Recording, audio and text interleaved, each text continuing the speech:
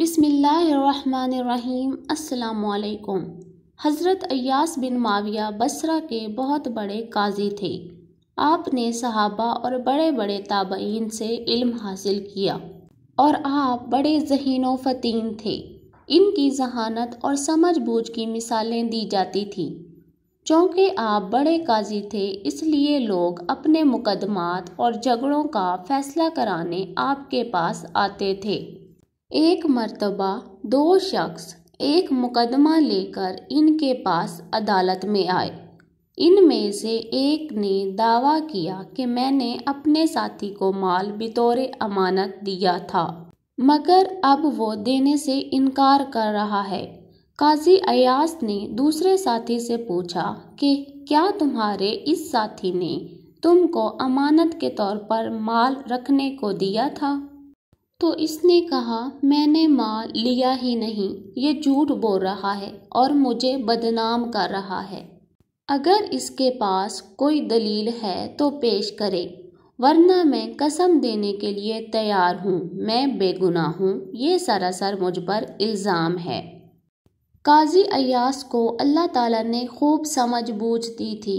انہوں نے بھانپ لیا کہ یہ جھوٹی قسم کے ذریعے اپنے ساتھی کے مال کو ہڑپ کرنا چاہتا ہے، تو انہوں نے دعویٰ کرنے والے شخص سے پوچھا کہ تو نے اسے کس جگہ اپنا مال بطور امانت دیا تھا؟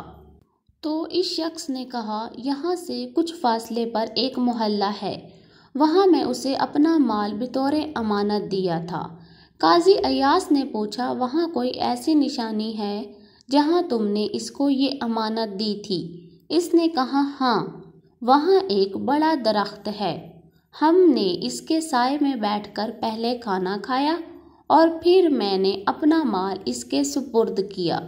قاضی ایاس نے کہا تم ابھی وہاں جاؤ، شاید تم کو وہاں یاد آ جائے کہ تم نے اپنا مال کہاں رکھا تھا، کس کو دیا تھا، اور اس جگہ کا جائزہ لے کر سیدھے میرے پاس آ جانا اور مجھے آ کر خبر دینا کہ تم کو کیا یاد آیا۔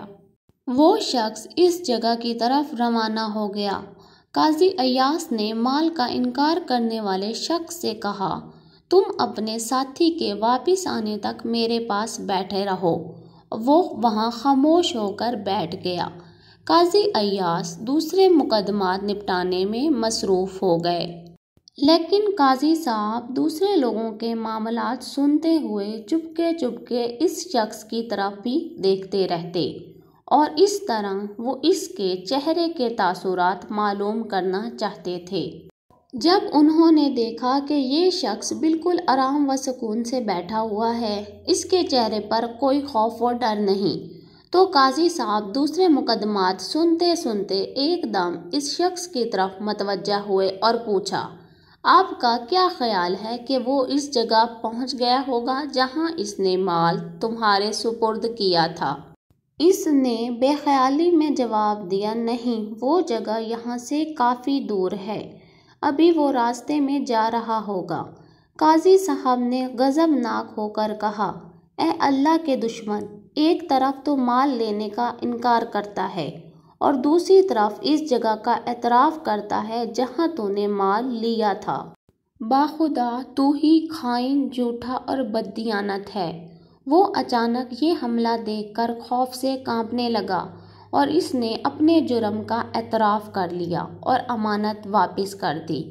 دوستو، اللہ تعالیٰ نے آپ کو جو ذہانت اور سمجھ بوجھ دی ہے، یہ بھی اللہ تعالیٰ کی بڑی نعمت ہے۔ اس نعمت کی قدر یہ ہے کہ اس کا صحیح جگہ استعمال کرو۔